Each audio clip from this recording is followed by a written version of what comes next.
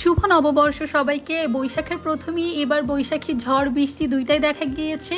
আর বরিশালে কিন্তু এই প্রথম বৃষ্টি হয়েছে পহেলা বৈশাখের দিনই। যেইভাবে ঝড় বৃষ্টি শুরু হয়েছে ভেবেছি কোথাও বের হতেই পারবো না, কিন্তু না, বিকালে একদম বৃষ্টি থেমে যায়। এরপর চলে যায় রিসেন্টলি বরিশালের খুবই ভাইরাল একটা স্পটে। কোথায় গিয়েছিলাম এবং পহেলা বৈশাখে কি কি রান্না করেছিলাম সবকিছু আপনাদের সাথে শেয়ার করব। হ্যালো, আসসালামু আলাইকুম সবাইকে। আই হোপ সবাই ভালো আছেন। জানি না কে এই নিয়মটা বের করেছে যে পহেলা বৈশাখের দিন সকালে পান্তা ইলিশ খেতে হবে। যাই হোক, মাঝে মধ্যে পান্তা ভাত খেতে কিন্তু বেশ ভালোই লাগে, যদিও আমাদের বাসায় সকালে ভাত তেমন খাওয়া হয় না।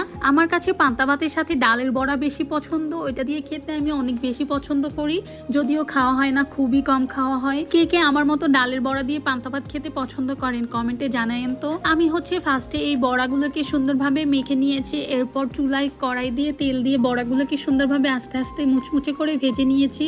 মাশাআল্লাহ, বড়াগুলো খুবই মজা হয়েছিল খেতে। এরপর ইলিশ মাছটাকে মাখিয়ে তেলে ভেজে নিব। এটাও মিডিয়াম জালে একটু মুচমুচে করে ভেজে নিব। আর সিম্পল ভাবে ইলিশ মাছে হলুদ মরিচ লবণ দিয়ে মাখিয়ে নিয়েছি। ইলিশ মাছ এমন একটা মাছ শুধু লবণ দিয়েও ভেজে খেয়ে ফেলা যায়। মাছ ভাজা চলতেছিল, অন্যদিকে আমি এখানে আলু ভর্তা করে নিয়েছি। আর আমি এখানে শুকনা মরিচ আর পেঁয়াজটা বেরেস্তা করে ভর্তা করে নিচ্ছিলাম।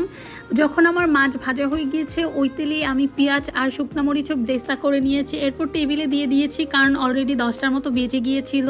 আর অন্য চুলায় মা বেগুনগুলোকেও ভেজে নিচ্ছিল আর সবাই খাচ্ছিল। আমিও আমারটা প্লেটে বেড়ে দেন একটু ভিডিও করে নিচ্ছিলাম। যে কোনো খাবারই আমি সুন্দরভাবে প্রেজেন্টেশন করি তাহলে আমার নিজের কাছেই খুবই ভালো লাগে, দেখতে খুব সুন্দর লাগে। আজকে পান্তা ভাত মাটির প্লেটে নিয়ে নিয়েছি, যার জন্য দেখতে খুবই অ্যাস্থেটিক লাগতেছিল।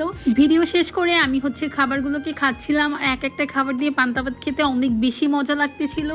খাবার খেতে না খেতেই শুরু হয়ে গিয়েছে বৈশাখী ঝড়। এত বাতাস ছিল, বাতাসের পরে একদম ঝুম বৃষ্টি নামা শুরু হয়ে যায় আর চারপাশ একদম অন্ধকার হয়ে যায়, মনে হয় সন্ধ্যা হয়ে গিয়েছে। আজকে তো ভেবেছিলাম বৃষ্টি থামবেই না, কিন্তু না, 4টা সাড়ে 4টার দিকে বৃষ্টি একদম থেমে গিয়েছে। এরপর আমার দেবর পুকুর দিয়ে এই মাছটা ধরেছে। এটা অনেক বড় একটা মাছ ছিল, প্রায় 5 কেজির উপরে ওজন হয়েছে। দেন আমরা বিকেল 5টার দিকে বের হয়ে যাই একটু ঘুরতে। আর আমরা আজকে চলে এসেছি বরিশালের বর্তমানে খুবই ভাইরাল একটা ক্যাফে। এটার নাম ক্যাফে গড়িয়া। এটা বরিশাল হাইওয়ে রোডের সাথে একদমই একটা দিঘির ভিতরে করা। এটা খুবই ইউনিক একটা ক্যাফে। মাশাআল্লাহ, দেখতে খুবই সুন্দর। কিন্তু যে কোনো অকেশনের দিন কোথাও গেলে যা হয় আর কি, এখানে প্রচুর মানুষ ছিল, দেখতেই পাচ্ছেন। কোথাও বসার জায়গাই ছিল না। আমরা এখানে প্রায় 10-15 মিনিটের মতো ওয়েট করতেছিলাম। আর এত মানুষ যে ছবি তোলা বা ভিডিও করা খুবই মুশকিল হচ্ছিল।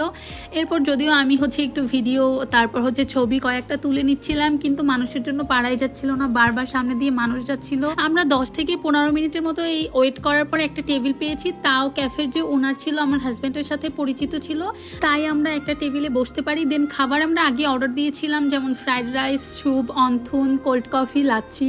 এরপর বাসার জন্য বার্গার নিব, যার জন্য বার্গারও অর্ডার দিয়ে রেখেছি যাতে লেট না হয়। আর খাবার আমার কাছে খুবই ভালো লেগেছে এবং প্রাইস অনুযায়ী কোয়ান্টিটিও খুবই ভালো ছিল। আমার কাছে তাদের কোল্ড কফিটা অনেক বেশি মজা লেগেছিল। এরপর আমার হাজব্যান্ড তাদের বার্গারটা একটু ট্রাই করে দিচ্ছিল, এটা মোটামুটি ছিল। এই তো আমাদের খাওয়া দাওয়া শেষ হয়ে গিয়েছে। দেন আমরা বাসায় চলে যাচ্ছিলাম। রাতে কিন্তু এটা সৌন্দর্য আরো বেড়ে যায়, কারণ খুবই সুন্দর লাইটিং করা ছিল, যার জন্য অনেক ভালো লাগে দেখতে।